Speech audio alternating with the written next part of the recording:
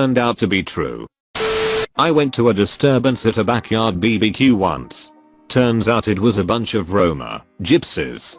As I was trying to figure out what was going on, I had some old lady approach me and want to talk to me off to the side. She told me she was an informant for the FBI and that if I left, she would be able to get some information on a matter the FBI was interested in.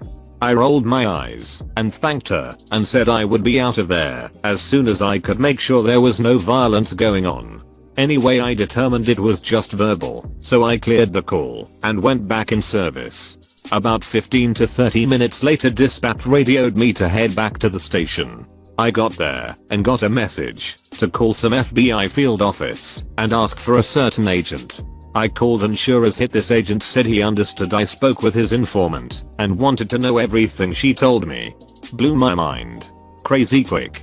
How did the FBI and the field office know so quickly? It's the FBI. I was driving with my fiance and we went through a roadblock where they checked registration and hit. And we get to the cops and they ask for our registration. I'm sitting in the passenger seat, so I open up the glove box and right there is a clear, unmarked baggie filled to the brim with catnip. I completely forgot it was there and just froze. Wide-eyed. I turned to look at the cop shining his light through my open window and he's frozen too. Just staring at the baggie with this look on his face like really? I just started immediately professing OMG I swear to God this is catnip. You can take it and smell it or test it or whatever like I swear. And at this point it's just so ridiculous that I start cracking up. And the cop takes it and reasonably deduces I'm telling the truth. And he starts laughing and calls his partner over and tells her what happened and they both just cackled away for a minute and sent us on our way. Cat weed. Good thing they weren't cat cops. You mean claw enforcement? Mid-July in like 2008. Young kid going 93 in a 55. I swing and he immediately pulls over. Approaching the car. His first words, before I can even start speaking. My dog died. He hung himself. I gotta get back before my mom gets home. What point JPG. Anyway. He calls other family members. His aunt, uncle and 2 cousins come out to the stop and between all their sobbing, they verify that the dog had actually hopped over the fence on a leash/runner and couldn't get back over. Everyone's crying now. They showed me a photo on their phone. Apparently they found the dog and called the kid at work and he just left. I didn't even bother verifying further than that. Cousin drove the kid's car back so they could take care of the dog and prepare for mom. Some said that I should have wrote him. But losing an animal sucks enough.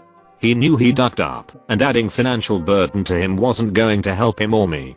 I'm glad there are cops out there who understand both how horrible losing a dog is and how financially hard it is to get a ticket as a kid. Insurance is already too high.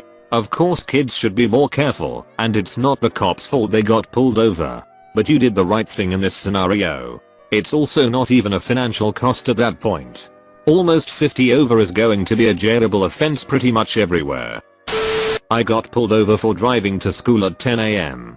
The cop wanted to know why I was skipping school.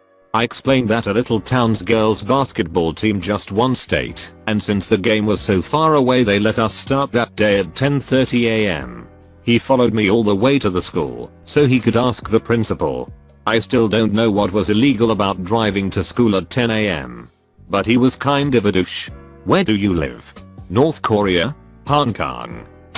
Okay, so I'm going to tell my crazy story as the person on behind the wheel. My uncle was divorcing his terrible wife. He was no saint, but definitely on the right side of their divorce. The wife was still on the paperwork to take their 2 kids out of the school, even though my uncle had temporary custody while the courts did their thing. She had previously threatened to take them both and just run away. So I don't know why she was still on the paperwork. On picture day that year, she showed up to the school and signed both kids out and disappeared. I was not involved in the crazy process of calling the police and tracking the kids down. But I was pulled from school that day because I had my driver's license and could be an extra pair of hands. They managed to find the kids and they were turned over my grandmother and mom. But my niece was distraught that she would be missing picture day. It was her first time away from her terrible mother, and she was finally allowed to be a cheerleader. A dream in her tiny eyes. So, me having my car and nothing else better to do, offered to take her back to the school. My mom got the school to agree to keep the person there a little longer, but it was going to be by the skin of our teeth that we would make it, as this was rural. Okay.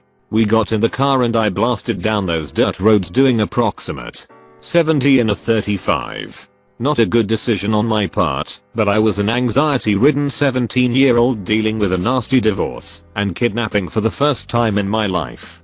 We, of course, get pulled over. I'm freaking out cause I can't afford that bad of ticket and all the crap that was coming in that day. The cop listened to the story and ignored my barely held in tears and said he would let us off with a warning because he believed the story. And the only reason he believed the story was that he had just pulled over my uncle going the same speed the opposite direction on the same road and go the same story. Edit, my cousin. Not my niece. She has that sound in her name and I always get it wrong. And I have not idea if my uncle got a ticket, as I was too self-absorbed at 17 to consider asking him. One hell of a story. Not a cop. But heard it said to one M's. Go to a woman who has been attacked by her cat. Her injuries were crazy. Covered in blood. Her scalp is literally shredded. Huge lacerations, etc. I know cats are known to do some damage, but the story wasn't fitting, and she was so sketchy about anyone going in her house. Adamantly refuses to let anyone inside because she thinks they are going to take away her cat. He didn't mean to. He was just excited by the birds. Her cat was a lynx. Oh man. I used to work at a slightly sketchy grooming place and we had a lady bring her bobcat kitten in. She wanted us to socialize it more than bathe it. So we spent an hour every few weeks just handling it and trying to teach it that clawing us was bad. She eventually took it to Montana to get it declawed and stopped coming shortly after that. So not sure what happened to her or the cat. Sucks that people want to try to keep wild animals though. She eventually took it to Montana to get it declawed. Duck these people. I was the one with the excuse. Forgot my keys at friend's place before going out drinking that night. Get home at 2 AM. No keys. Only one of our windows didn't have ghetto bars, so I took the screen out and starting pushing/smacking it up. Locks were on the sides only providing friction. As I'm halfway in, I just feel whump. Got tackled into the house. The officer was still outside, holding on to my ankles. I look up and just said, I'm astonished by your response time. I actually live here. Let me get up, unlock the door, and give you my ID. So I did, and he stares at it for a second, then says sorry and sprints off to look for the person they were actually in the area looking for. My dad once got woken up in the middle of the night by some noise on his first floor balcony of his then apartment. So he went to check it out, to find a cop on his balcony, and got scared hitless. Turns out his neighbor was hoarding parking tickets and whatnot he refused to pay, and this got so out of hand they had an arrest warrant for him. The cop on the balcony just miscounted and mistook my dad's balcony for his neighbor's. Evening officer. I couldn't help but notice you're breaking into my apartment. How can I assist? My dad is an officer and he pulled someone over for speeding and running a red light, and they said their breast implant burst. He called IMS to rush them to the hospital, and turned out it did, and it's actually very dangerous if they leak. Edit. Thanks for my first silver. Edit. It's not actually as dangerous as I thought. Thanks to the plastic surgeons that commented. Do you know why I pulled you over? My boob exploded. One of the few occasions where calm your tits could be taken literally. Not a cop. Family friend was. Pulled a guy over who was speeding profusely. Guy was obviously disheveled. He said he was headed to the hospital because he had a tick on his peen. Cop was confused, but he escorted him there, then waited in the lobby to check on him/see if he was blowing smoke. After a while, he asked the desk what was going on. Why it took so long to take a tick off his peen. Her reply, it wasn't on it. It was in it. I cringed. I don't even have a peen and I cringed. My dad was a cop and my favorite story of his goes like this. He's a young cop in a rough neighborhood. It's so late that the stoplights are flashing red, meaning treat it like a stop sign. Out of nowhere this pink caddy goes rolling through the intersection. My dad pulls him over. A big black dude was driving. The caddy had fur interior. Dice in the mirror. A real pimp car, if you know what I mean. My dad goes, "Sir, do you know you ran that light back there?" And this guy says, "Officer, I do believe I got between the flashes." My dad was laughing so hard he had to let the guy go. I can just imagine the dude's thought process when he saw the flashing red light. Wait for it. Wait for it. Floor it. Not a cop, but I had a run-in with one that was really funny once. When I was 18, I was on a double date with a friend, and we stepped out of a restaurant to smoke. A cop came up and started harassing us, telling us there had been break-ins into cars in the area. Eventually, he said he needed to pat us down, and he pulled a brown paper bag out of my friend's pocket. He got a smug look on his face and asked, "So, what's in here?" Huh. My friend said, "The Emancipation Proclamation," with a completely straight face. The cop opened the bag, pulled out a small booklet, got embarrassed, and let us go. My friend had been to the Lincoln Museum earlier that day and did actually have a small copy of the Emancipation Proclamation in his pocket. That is really funny. Was that legal of the cop to pat him down though? Doesn't seem like it. No, I don't think it was at all. The cop was a jerk. I definitely would have raised hell if a cop tried to do that to me or a friend now. Former cop here. I was behind a vehicle that couldn't stay in the lane. Kept swerving, etc. It was 1 AM. And I think another drunk idiot on the road. Pull him over. Guy is a straight up asshole to me. Cursed me out. Yelling at me. And I notice his speech is slurred. I get him out to car. And I can smell a fruity smell on his breath. And he has to lean against the car for support.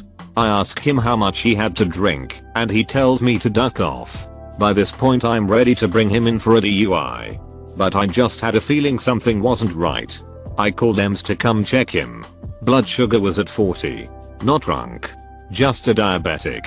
If I would have arrested him, he probably would have died before I finished the paperwork.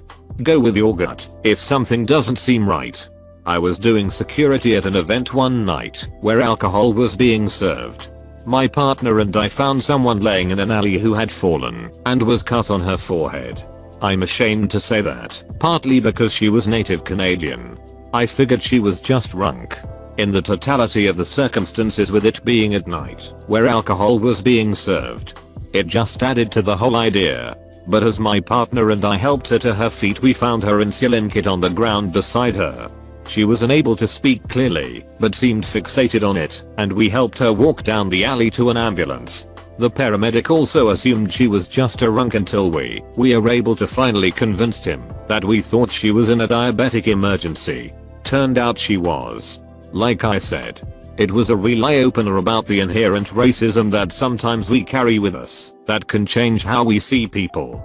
Yes, in the totality of the situation it wasn't completely unacceptable to expect that she was just drunk, but I do now recognize the racist component of my view of her when I first saw her. Edit, Native Canadian means Aboriginal or Indian. I didn't realize until I read the comments that I was using a confusing turn of phrase. Sorry. At first I was like, you thought she was drunk because she was Canadian? And that's racist. Turns out Native Canadian was the active word there. Signed, America. Not a cop, but I have a pretty good one. In high school some of my buddies sold weed. Driving around in a car with a scale, baggers, and 2 4-ounces at any given time. One day T&D decided to go to a really good taco stand for lunch in between deliveries. He is driving. They are making their way downtown when he starts laughing. Did you see that? Tino. What? I'll turn around. You gotta see this. Dude. Don't get us pulled over. WTF. Chill. He makes a U-turn and turns down a street. Nothing there, so he stops in front of a random house to look around. TWTF was it?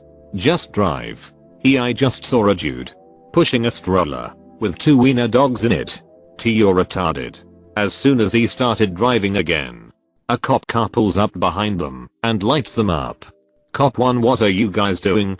Panicking a bit. I saw a guy pushing a stroller with wiener dogs in it and had to show my free.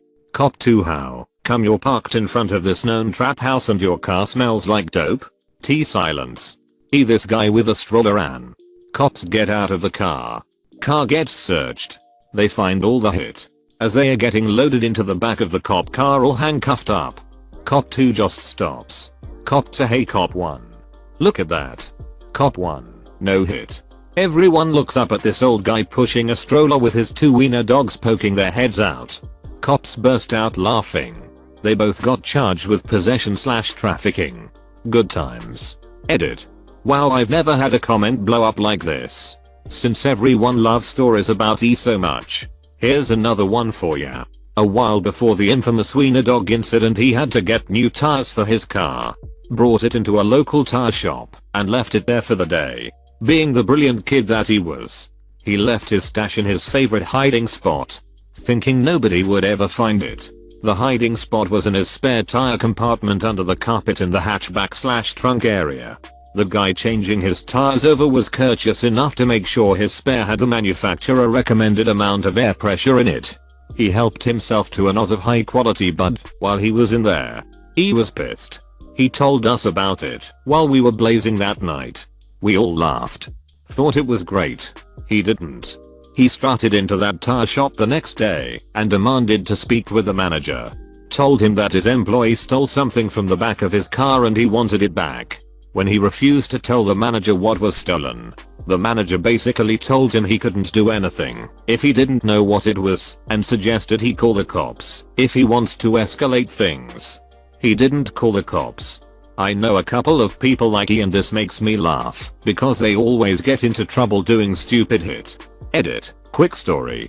Their last encounter was going to try and steal stuff from a big box store and had a change of heart halfway through. Grabbed a strawberry out of a container and walked right into a state trooper who saw it and detained them.